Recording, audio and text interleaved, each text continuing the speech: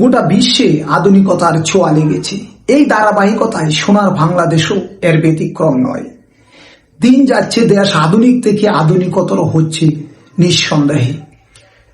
এর মধ্যে প্রতিনিয়তই নতুন নতুন অভিজ্ঞতারও সঞ্চয় হচ্ছে। আজকাল মানুষের মুখ এবং মুখোশ দেখে চেনা কঠিন থেকে কঠিনতর হয়ে উঠেছে, বিশেষ করে ইলেকট্রনিক্স মিডিয়ার মাধ্যমে।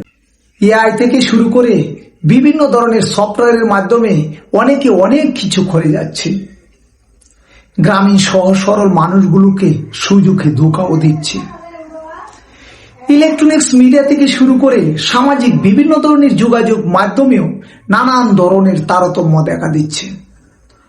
এসবের বিষয়ে সঠিক তদারকি না থাকায় অপরাধীরাও একের পর এক কৃত্রিমভাবে নিজেকে নির্দোষ সাজানোর লক্ষ্যে চেষ্টা চালিয়ে বেড়াচ্ছে।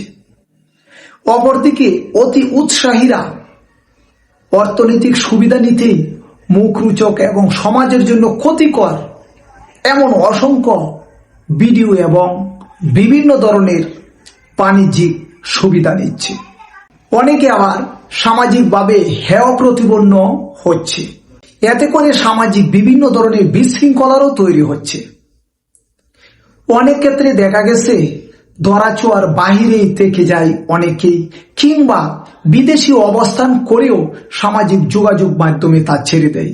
এতে করে সামাজিক যোগাযোগ মাধ্যম, বিশেষ করে ইলেকট্রনিক জগতের সঠিক তথ্য উপস্থাপনার উপরেও দ্বিধাদ্বন্দ্বের জন্ম নিচ্ছে।